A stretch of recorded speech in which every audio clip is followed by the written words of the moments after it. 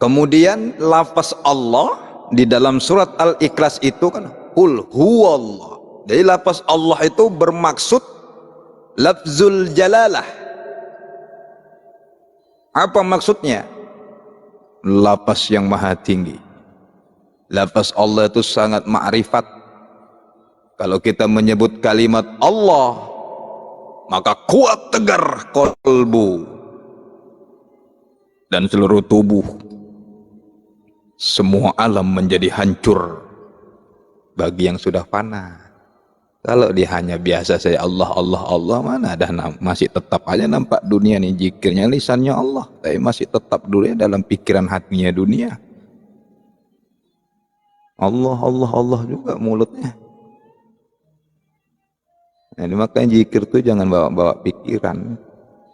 Zikir aja di hati. Kalimat Allah ini menguatkan hati, seluruh tubuh, semua alam menjadi hancur bagi yang sudah fana. Astaghfirullah Rabbal baraya, astaghfirullah minal khataya, astaghfirullah Rabbal baraya, astaghfirullah minal khataya, astaghfirullah Rabbal baraya, astaghfirullah minal khataya, astaghfirullah Rabbal baraya.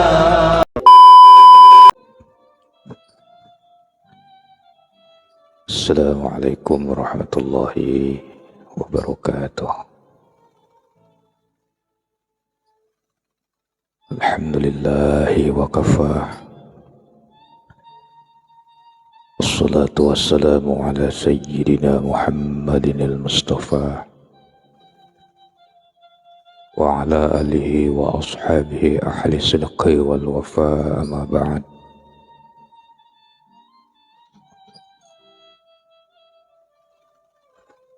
Ashhadu an la ilaha illallah wahdahu la syarika lah,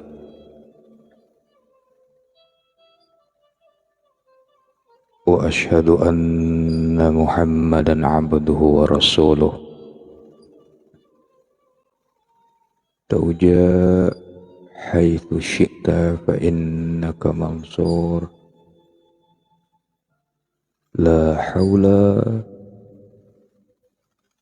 wala quwwata illa billahil aliyyil azim. Bersyukur kepada Allah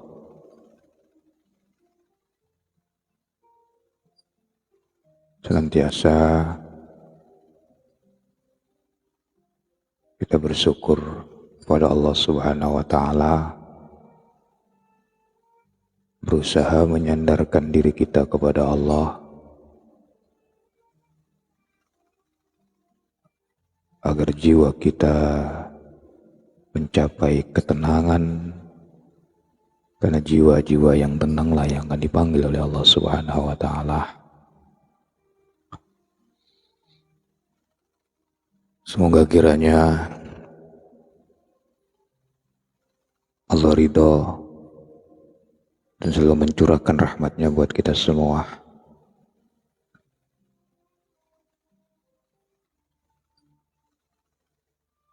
Salam dan salawat mari kita hadiahkan kepada baginda Rasulullah Muhammad sallallahu alaihi wasallam. Assalamualaikum ya Sayyidi ya Rasulullah.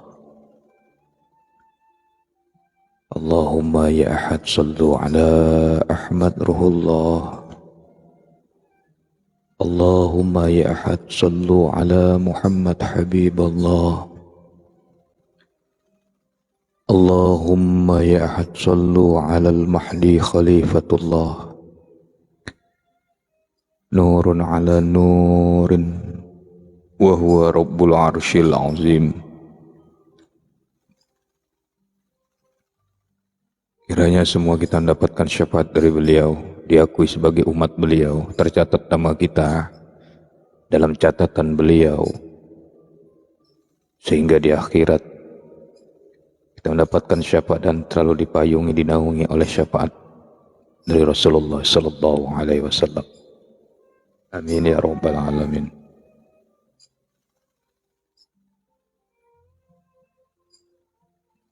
Sahabat-sahabatku, saudara-saudaraku, di mana saja berada yang aku cintai, yang aku sayangi karena Allah.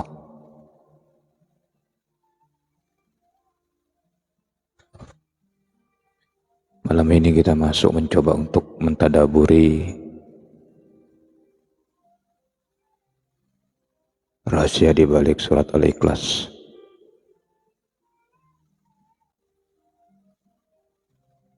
Mungkin di antara kita sudah pernah mendengar kajian ini sebagai pengulang saja, atau yang belum sebagai penambahan ilmu buat kita, pengetahuan agar semakin kuat lagi tauhid kita kepada Allah Subhanahu wa taala.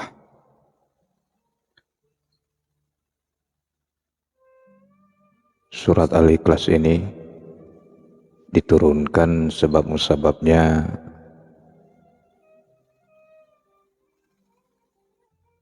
karena orang-orang musyrik pada waktu itu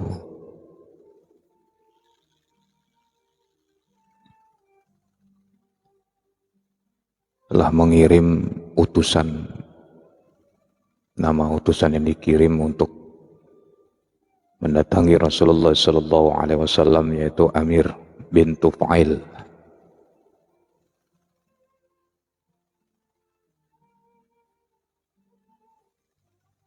Terjadilah dialog. Ya Muhammad, engkau telah memecah belah kami.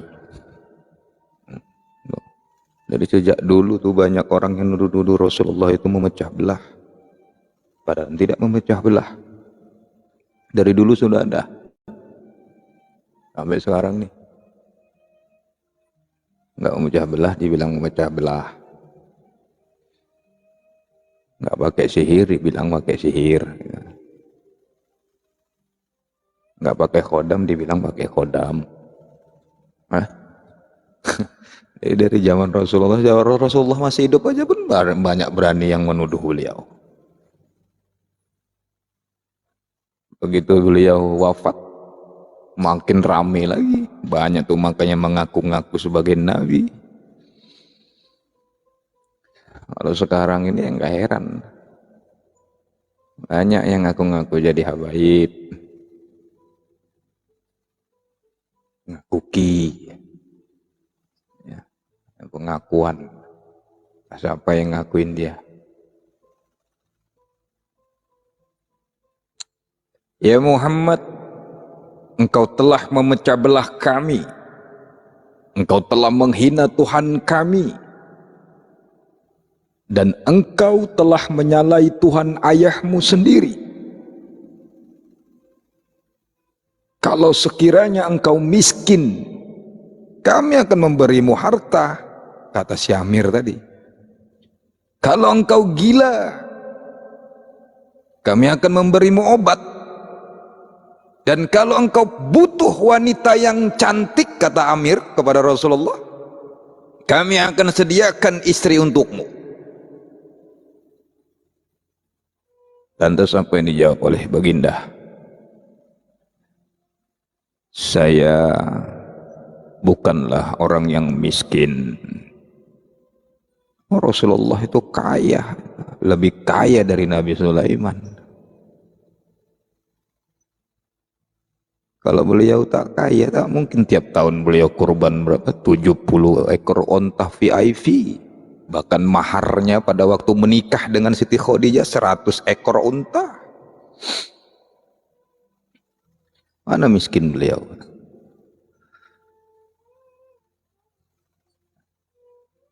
Jadi kalau ditanya sama anak-anak,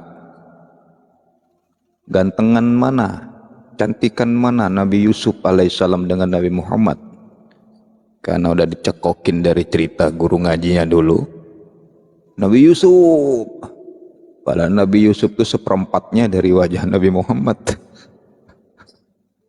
Kalau bukan cahaya Rasulullah, tak ganteng Nabi Yusuf itu.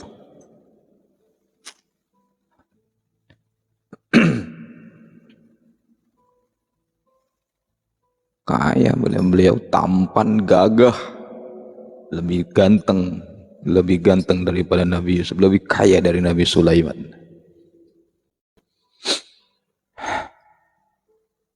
Saya bukanlah orang yang miskin, kata beliau, dan bukan pula orang gila, dan tidak juga karena urusan wanita, tetapi aku adalah Rasulullah, menyeru agar kamu meninggalkan menyembah patung atau berhala, kemudian langsung menyembah Allah yang memelihara seluruh alam. Jadi ini dasar sebab asbabun nuzulnya Al-Ikhlas turun. Lantas sampai yang dikatakan orang musyrikin tadi, jelaskan olehmu ya Muhammad tentang Tuhanmu. Apakah Tuhanmu itu dari emas atau perak?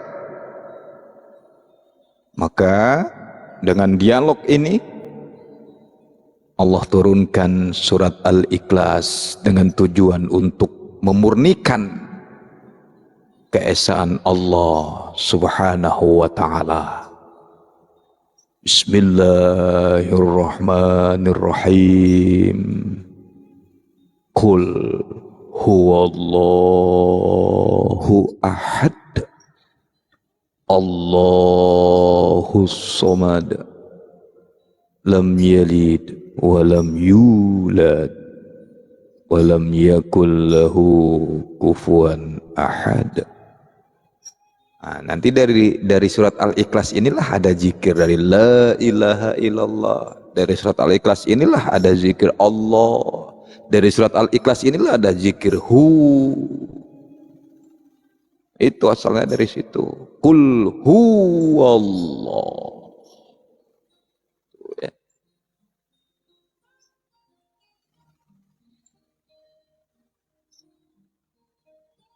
Hu. Di lafaz hu itu berasal dari kata huwa. Huwa itu dalam tata bahasa Arab artinya dia.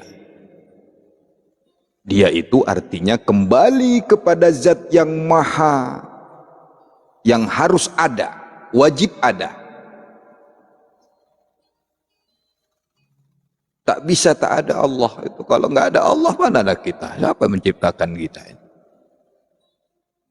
Jadi dia itu artinya kembali kepada zat yang maha, wajib ada sesuai dengan yang disebut dalam Al-Quran, dan sesuai pula dengan pengertian la maujud illallah.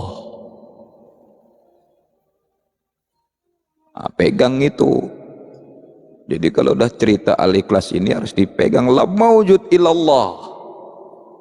Nggak ada Tuhan, tak ada yang wujud, tak ada yang wujud kecuali Allah. Tiada yang ada kecuali Allah yang ada. Semuanya nggak ada, yang ada Allah. Hanya wujud Allah yang ada. Itulah tafsiran hu dalam surat Al-Ikhlas itu. Lafaz hu berasal dari kata huwa. Qul huwallah.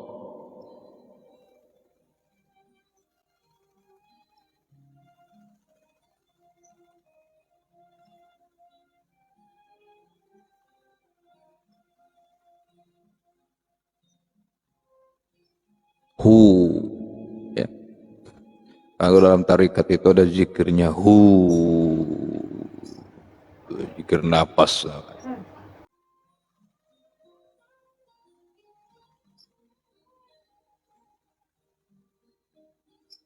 Itu hu, ya. Di hu itu zikir nyawa, zikir napas.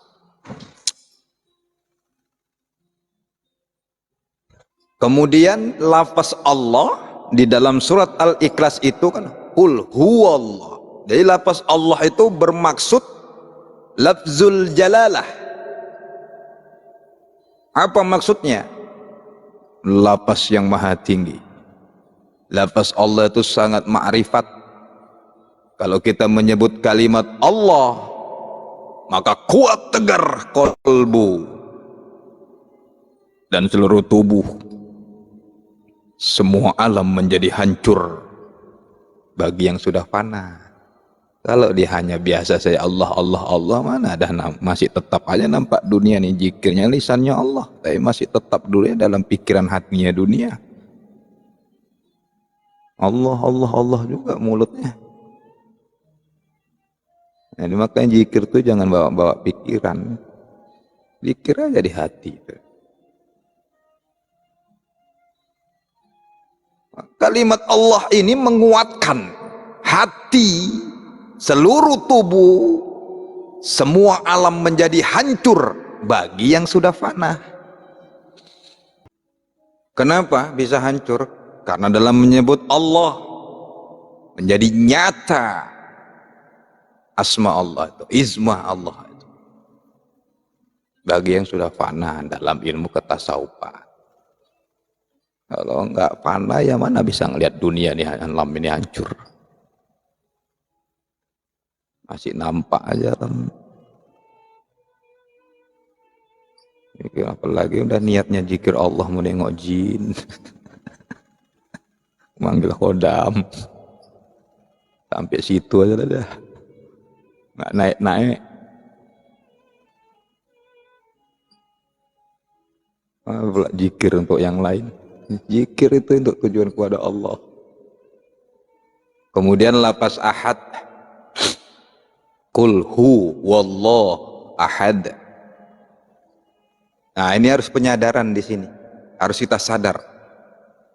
Sebagai orang yang beriman, kita harus menyadari akan keesaan Allah.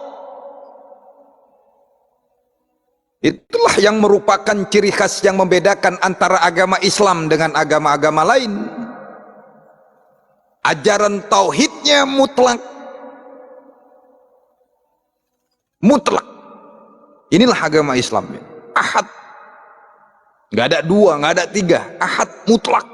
Wajib meyakini dalam hati kita bahwa Allah itu ahad. Bayang kalau ada orang tawajuk, murid-murid tarekat itu ada zikir tawajuk itu Allah, Allah, Allah. Nanti kadang-kadang timbul sendiri dari ruh latifah ruhnya itu. Bersejajar dengan kolbunya. Ana ahad gitu. Itu. Ana ahad. Tapi bukan nafsunya yang bilang ana ahad. Dari ruhnya yang karena dia sudah fanah. Ana ahad, ana ahad. Oh, udah ngaji tinggi nih, nggak saya teruskan ya. Karena kalau dia sudah fana, hancur dirinya pun sendiri udah nggak ada. Yang ada ya ahad itu tadi. Jadi Allah itu nggak dua, nggak tiga, nggak empat. Jadi ahad ini jangan diartikan satu. Karena satu tuh masih bilangan. Ahad itu tak bisa dibilang sebenarnya. Keluh lisan kita. Maka sering saya bilang, jangan artikan ahad itu, esa itu satu. Kalau ada satu berarti ada dua. Satu itu bilangan, berarti masih bisa dibilang. Ahad itu tak bisa dibilang. Keluh lisan kita, lidah kita keluh. Seperti orang masuk dalam lautan itu kedalaman. Mana bisa ngomong lagi, umpruk yang ada. Umpruk air itu. Kenapa keluh lidah? Mana dia mau ngomong? Udah masuk lautan.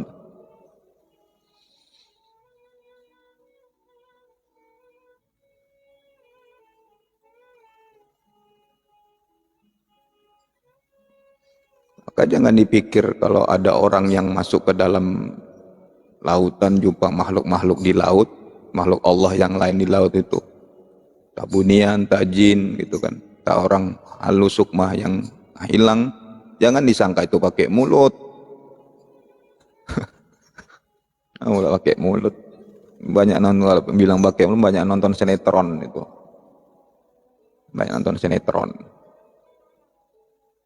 Sinetron apa? Nyi Roro Kidul.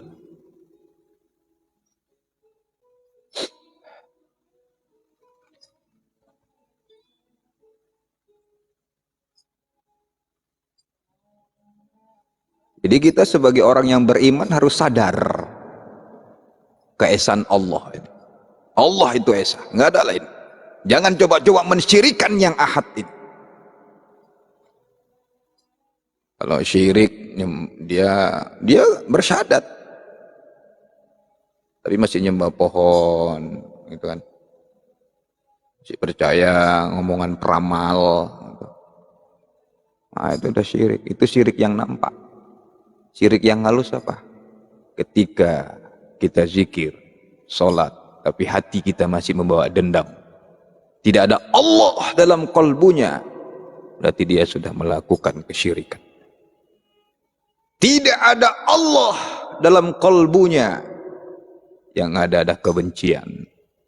Tidak ada mahabbah dalam kalbunya, berarti dia sudah berani untuk menduakan Allah.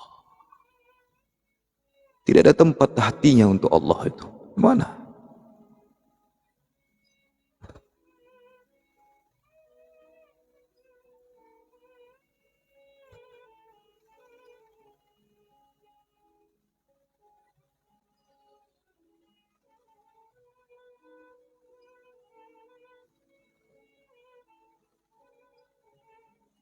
Maka ada syair begini, la ilaha illallah itu terlalu nyata.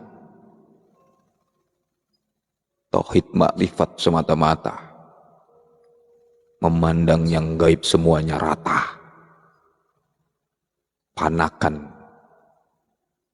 pada semua kita. Maka nyata semuanya itu. Gak ada yang gaib lagi. Kalau udah nyata semua, ada yang gaib, mana ada yang tersembunyi lagi. Kalau udah yakin dia kepada tauhid Allah itu, la ilaha illallah, la mawjud illallah.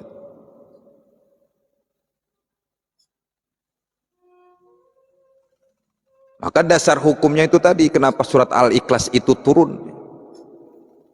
Karena kaum musyrikin pada waktu itu menganggap Rasulullah itu telah menghina Tuhan mereka. Telah memecah belah mereka. Mereka menyangka Rasulullah berbuat itu.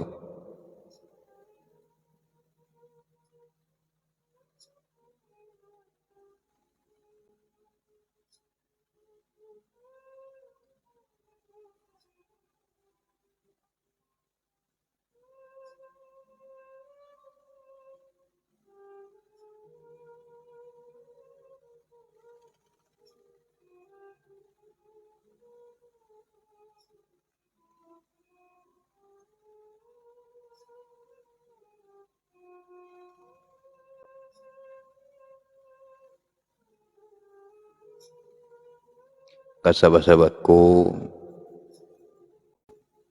yang Allah muliakan, sambungannya lagi dalam kalimat ahad itu nggak bisa dibayang-bayangin tuh ahad itu, nggak bisa kita bayangkan ahad. Gimana kita membayangkan ahad itu? Tak bisa dibayangkan, nggak bisa diangan-angankan. Di karang-karang Tuhan ahad nih begini, itu nggak bisa dibayang-bayangin tuh. Cukup dalam hati kolbu kita, kalau kita beriman, hakul yakin bahwa Allah dia itu Esa. Allah itu Esa. Udah, nggak ada yang lain lagi. Allah itu sendiri dari dulu, sekarang sampai kapanpun Allah tetap sendiri. Ahad sendiri.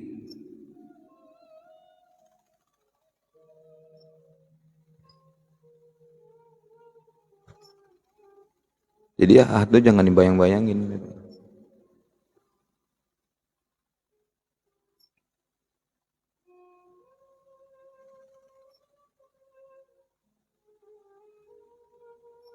Nggak bisa kita menambah wujudnya adanya dia itu.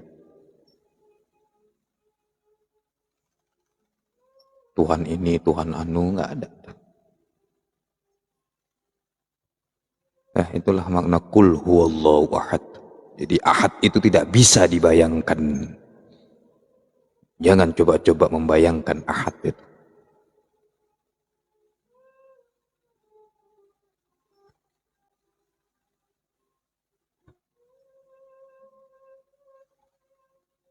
Kul huwallahu ahad. Itu ayat pertama. Dikuatkan di situ. Itulah tauhid kita.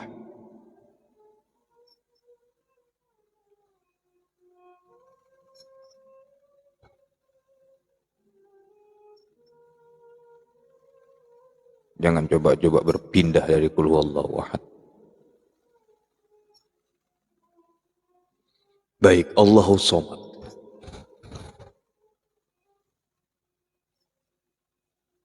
Allah tempat meminta, tempat mengadu. Semua apapun yang ada di alam semesta ini, Allah Subhanahu wa ta'ala adalah tempat mengadu kita. Allah tidak memerlukan sesuatu pun dari makhluknya.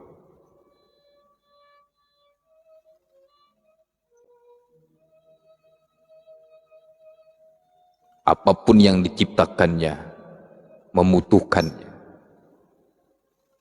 Dan Allah tidak butuh ciptaannya.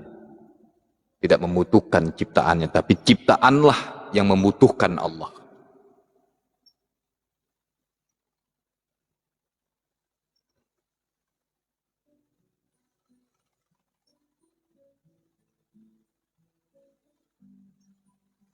Jadi kalau Allah bersinggasana di Arsy, Arsy milik Allah itu ciptaan Allah. Bukan Arsy itu, bukan Allah itu membutuhkan Arsy itu.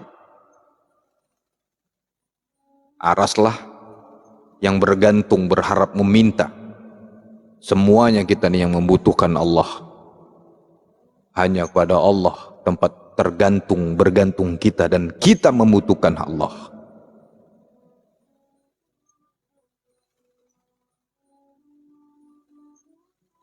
Pertanyaannya, kalau kita membaca kul huwallahu ahad, Allahus Samad, selama ini masuk kita ke dalam diri kita enggak? Termakna enggak dalam diri kita selama ini? Ternyata banyak di antara kita itu tak termakna. Kita katakan Allah itu ahad, tapi kita coba-coba berani secara halus, secara tidak sadar kita menduakan Allah. Kita katakan Allahus Samad yang kita baca dari lisan kita itu. Allah tempat meminta. Tapi hati kita itu masih bergantung kepada makhluk.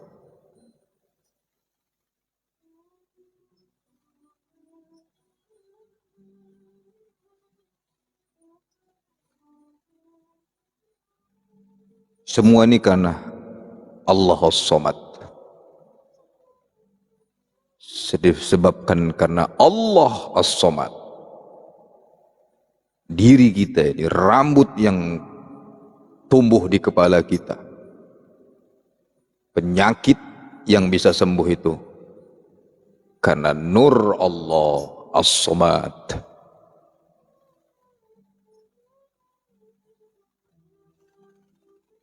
Maka kalau orang yang sudah paham masuk dia ke dalam Allahus Samad, Allahus Samad ini, dia udah nggak perlu lagi tuh pakai susuk-susuk, pakai jimat lagi, pakai khodam lagi, nggak perlu dia.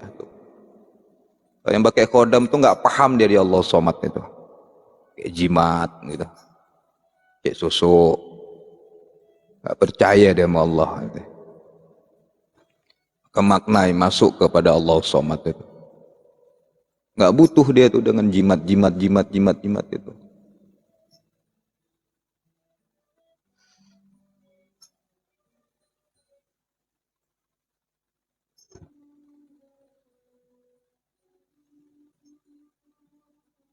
Nggak perlu dia memerlukan penangkal apapun.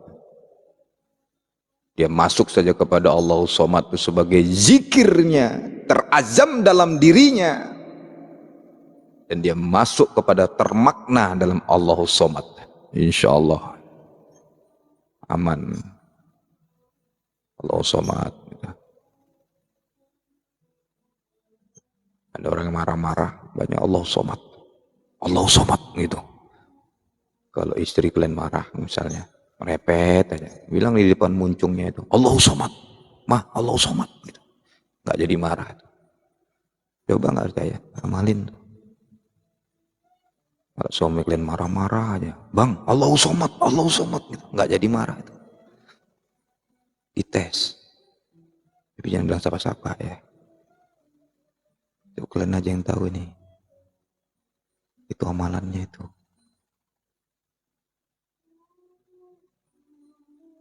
Ya ada yang merepet aja muncungnya. Di depan muncungnya itu Allah Somad gitu ya. Amalin. Tapi jangan bilang sama siapa ya. Rahasiain itu. Itu amalan. Itu ijazahkan sama kalian.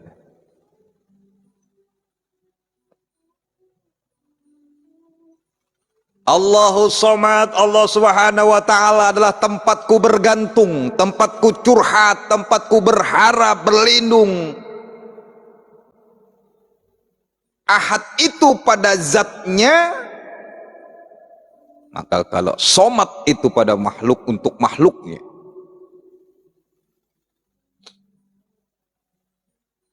Cocok tuh orang kantoran kerja karyawan, nengok bosnya. Bosnya merepet aja, bilang di depan bos itu, bos, Allah Somad gitu, nggak jadi marah. Allah Somad di depannya. Kenapa nggak jadi marah? Dia anggap gendeng gitu sama dia, jadi nggak mau marah dia. Gendeng kau marah ya orang gendeng itu. Ini dalam hati lah Allah Somad gitu. Naik becak, naik angkot itu nggak bayar itu, nggak mau diminta bayarannya itu. Nggak balah, baca Allah Somad.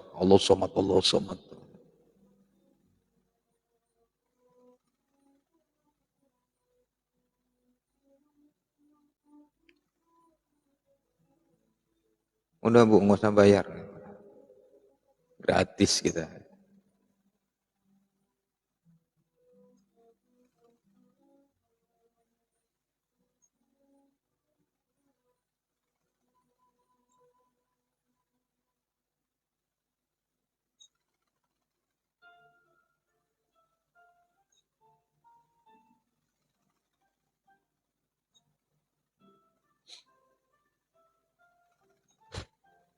Ya, jadi ahad itu terletak pada zatnya, Somad itu untuk makhluknya, atau ahad itu adalah tauhid uluhiyah, dan as-Somad itu rububiyah.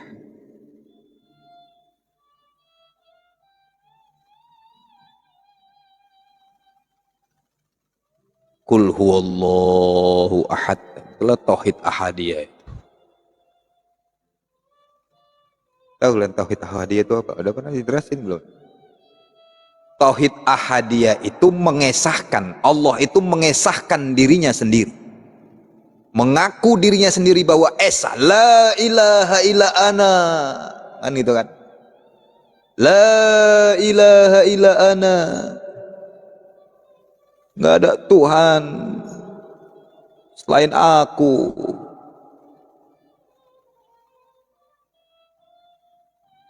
La ilaha illa ana.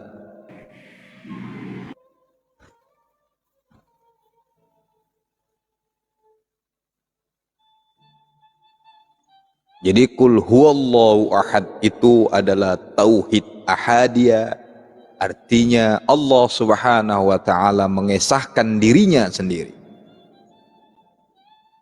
Hanya dialah sendiri.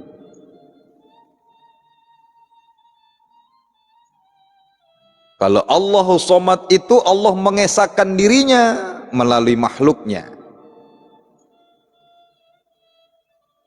Lam yalid walam yulad Itu maknanya lam yalid wa lam yulad. Tidak beranak dan tidak diperanakkan, tidak terlahirkan dan dilahirkan Allah.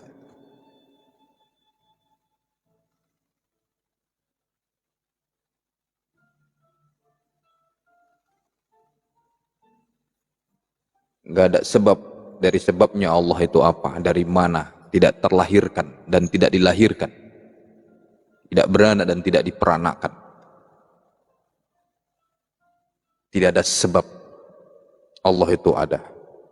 Allah itu sendiri, berdiri dengan sendirinya.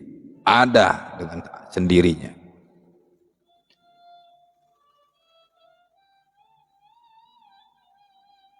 Walam yakul lahu walam yakul lahu. Tidak ada yang setara, yang ada yang serupa. Atau istilahnya ada mutas tanpa penyerupaan. Ya. Itu rahasianya di situ. Maka kalau ada orang yang zikir itu jangan disalah-salahkan lagi. Dari situ dalilnya. Dia dari huwa. Kalau diberhentikan, diwakafkan wawunya itu kan jadi hu. Itu asalnya dari situ. Hu itu zikir apa? Zikirna lapas ya. Di lisan ada zikirnya, kolbu ada zikirnya, jiwa ada zikirnya, ruh ada zikirnya. Semua ada zikirnya. Napas ada zikirnya.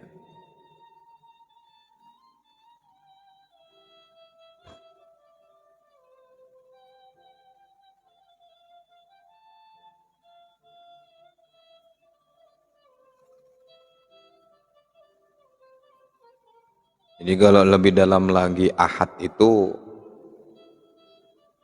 menunjukkan sifat ataupun nama bagi sifat yang menunjukkan ahadiyah Allah.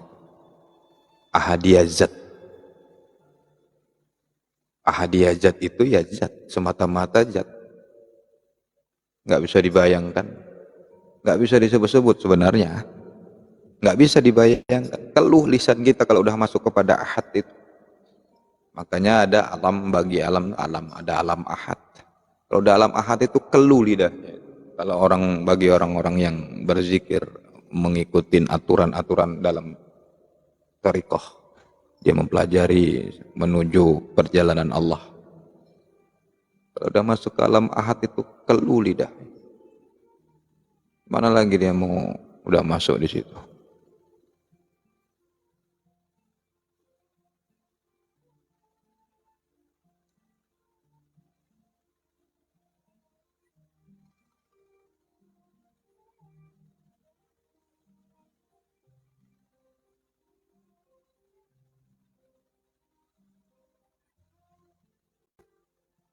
Maka orang kalau udah masuk kepada ahad itu, kalau kita melaksanakan istilah ibadah sholat, hakikatnya itu keluh. Tak bisa lagi menyebut-nyebut. Tuli telinga kita, buta mata kita untuk melihat. Yang mendengar itu ya adalah sifat pendengarannya. Yang melihat itu adalah basarnya.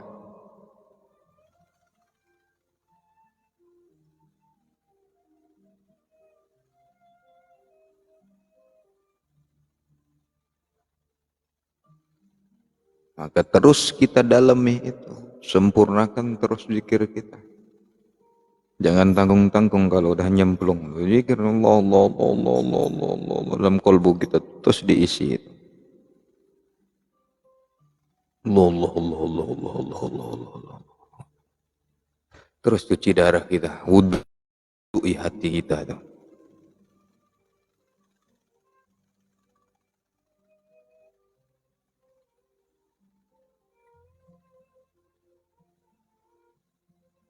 Jadi nama Allah itu menerangkan kepada seseorang sehingga nyatalah ain zat yang tersembunyi itu. Kalau begitu, maka sungguhlah ada zat karena ada namanya. Kita kan kenal tahu zat kan dari nama, ya kan?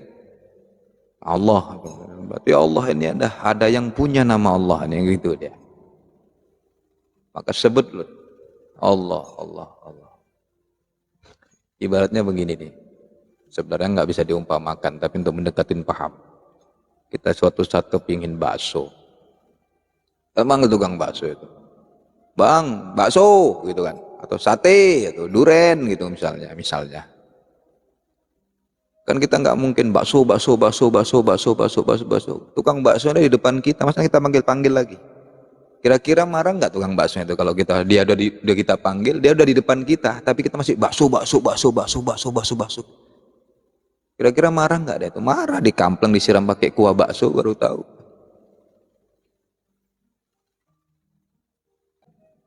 Biasa bagi jatah mana?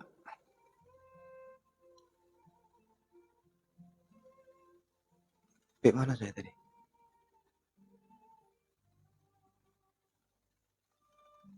Nah, jadi tukang bakso, sampai bakso tadi, sampai bakso ya. Tukang bakso, bakso. Tukang baksonya dari depan kita. Kita panggil aja tukang bakso itu. Marah nggak dia? Marah lah. Aku dari depanmu ini, kau panggil lagi aku. Gitulah kalau kita zikir Allah. Gitu. Yang punya nama Allah dari depan kita ini, misalnya. Ya Allah nggak pernah marah. Begitulah gambaran ketika orang sudah fana, terbuka hijabnya untuk menyaksikan Tuhannya, zat yang bernama Allah itu, maka keluh lidahnya. Mana bisa tersebut lagi lidahnya lagi Allah. Hatinya udah mati, semuanya mati. Yang ada coba dia. Gimana mau bisa menyebut lagi udah begitu tuh. Itulah yang disebut puncaknya zikir, yaitu terdiam karena keluh lidahnya. Karena yang dipanggil udah ada. Yang dipanggil itu sudah terlihat oleh, walaupun Allah itu kan lebih dekat, selalu ada, selalu Allah itu lebih dekat daripada leher. Seperti yang kita terangkan itu semalam. Walaqad khalaqnal insana wa na'lamu ma tuwaswisu bi nafsu wa nahnu aqrabu ilaihi min hablil warid. Kami lebih dekat kepadanya daripada urat lehernya sendiri. Itu kata Allah. Al-Qaf. Surat Al-Qaf. Qaf ayat 16.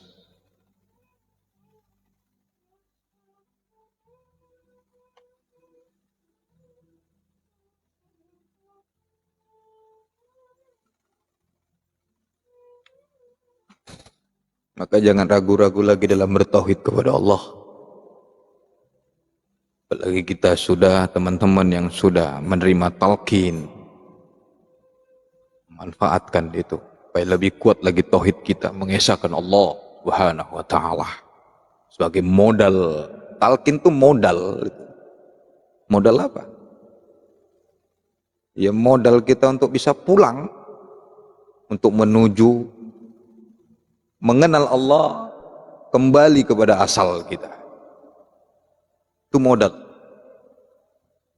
Jangan sia-siakan modal. Kalau ada modal kan kita yang menentukan. Mau tuh apa modal itu?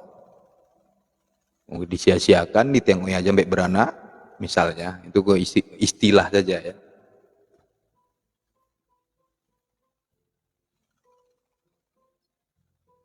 Kita untuk usaha,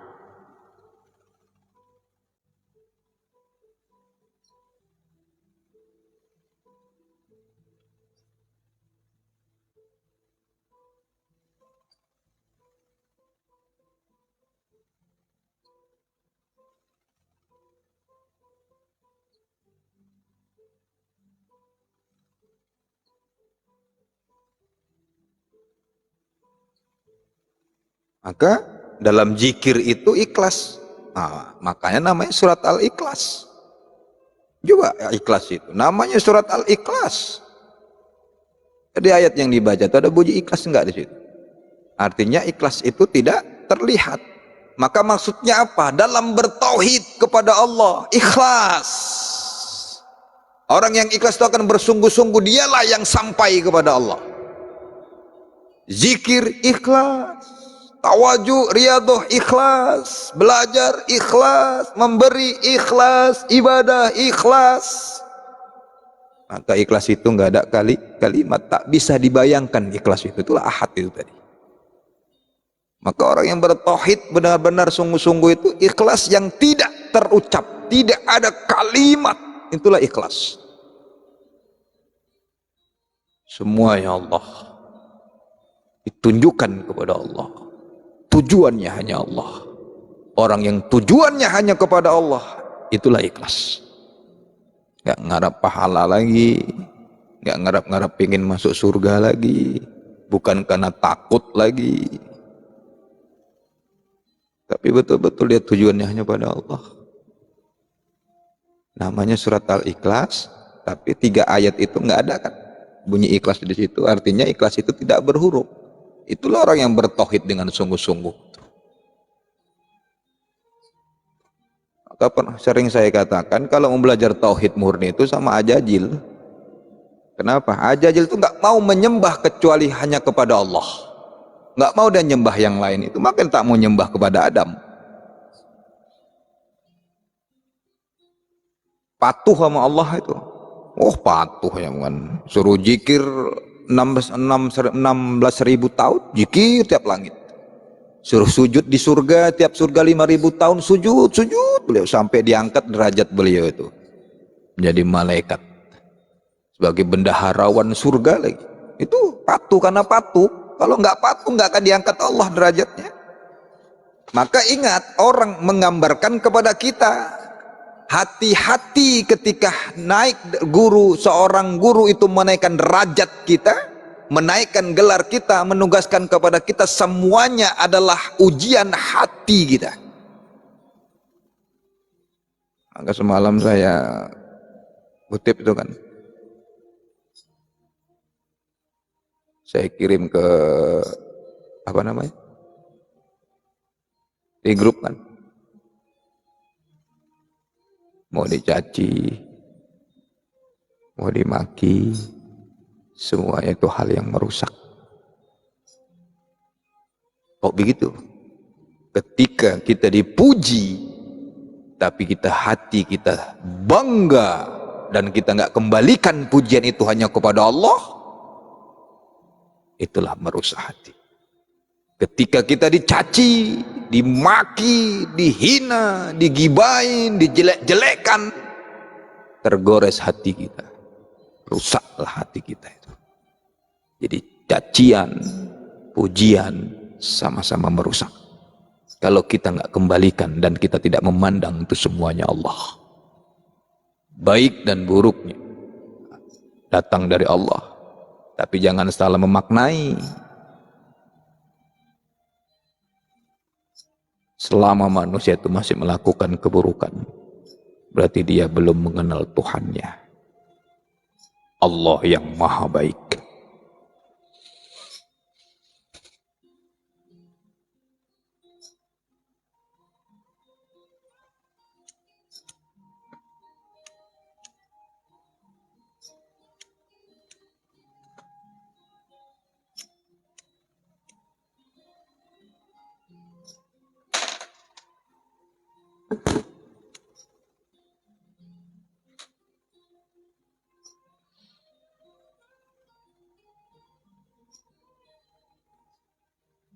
Coba itu, saking kuatnya dan ikhlas seperti Bilal bin Rabah itu. Kuat dia, ikhlas dia dengan memegang Qul huwallahu ahad. Bilal bin Rabah diletakkan di dadanya batu yang besar, diterik matahari yang panas. Apa yang keluar dari mulut Bilal bin Rabah? Ahad, ahad, ahad. Tuh. Karena dia sudah fana. Bilal bin Rabah pada waktu dihimpit oleh batu yang besar, diterik matahari yang panas ketika itu, karena dia fana, dia sudah tidak merasa dirinya ada, sampai lisannya menyebutkan ahad tanpa dia sadari. Ahad, ahad, ahad. Dia menuju kepada ahad, Rafiqul Ala. Dia pergi kepada ahadiyah Allah, semata-mata dia pergi kepada zat. Dia tidak berserta lagi kepada sifat, apalagi nama. Bilal bin Rabah. Lantas Allah pun mengutus Sayyidina Abu Bakar As-Siddiq secara hakikatnya untuk menolong beliau, ya kan? Itu hikmahnya. Jadi kalau kita berpegang kepada tauhid, yakin kita kepada Allah, kepada ahad,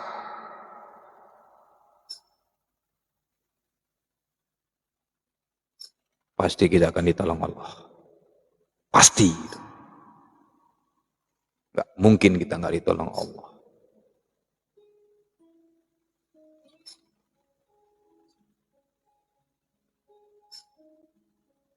Nah itu. Ini bahasa abah kok kayak gitu, Pak. Ini masa tauhid ini harus dikeras-kerasin supaya bangkit hati kita. Kalau bahasa cerita tauhid ini lembek-lembek, nggak bangkit. Kita harus yakin ya. Ahad, ahad. Makin tidur kalian dengarkannya nanti. Saya sengaja mengeraskan itu. Ahad.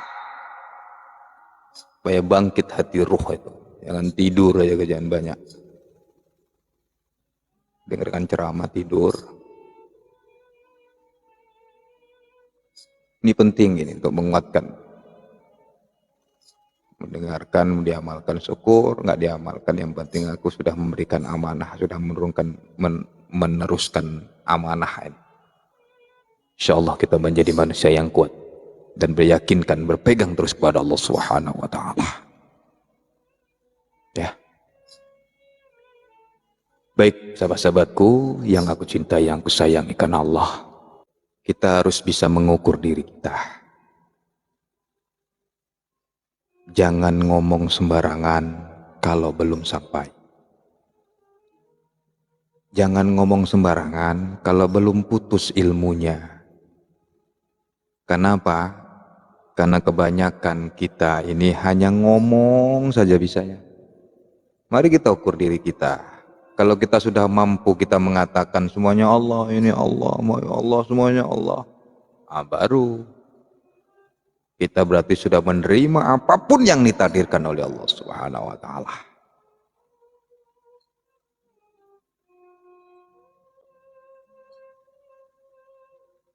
Jadi maksudnya itu jangan ngomong sembarangan. Harus sesuai dengan kenyataan kita. Kalau kita masih ada dendam, masih ada bakhil dalam diri kita, masih mikir-mikir, jangan ngomong sembarangan. Kalau masih ada dendam, jangan cerita semuanya Allah.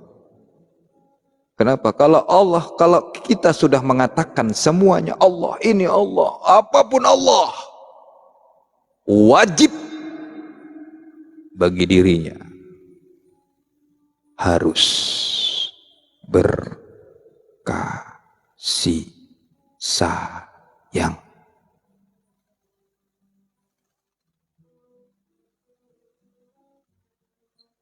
Mahabbah. Paham ya?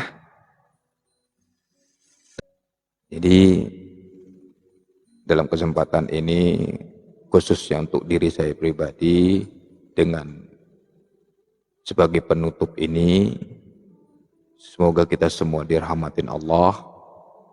Jangan sembarangan ngomong jika belum putus. Kalau kita masih mengeluh datangnya kerugian, masih ngeluh kalau kasih susah, masih ngeluh kalau masih sakit, jangan ngomong sembarangan.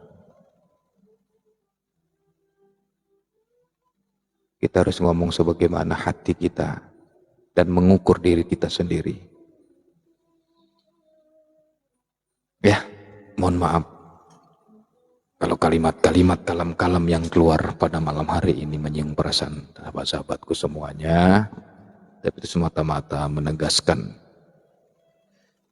kembalinya kepada diri saya, supaya kita termotivasi untuk lebih meyakinkan lagi, supaya tidak tergeser tauhid kita, meyakinkan bahwa Allah yang esa, Allah tempat meminta, hanya semata-mata dialah tempat bergantung kita. Sesuai dengan kita mendalami qul huwallahu ahad, intinya semua kita harus ingat kepada Allah, selalu berzikir kepada Allah Subhanahu wa taala. Mohon ampun pada Allah Subhanahu wa taala. Mohon maaf kepada sahabat-sahabat zahir dan batin. Maafkan Abah. Maafkan Abah kalau ada salah. Usikum wa nafsi bitaqwallah. Assalamualaikum warahmatullahi wabarakatuh.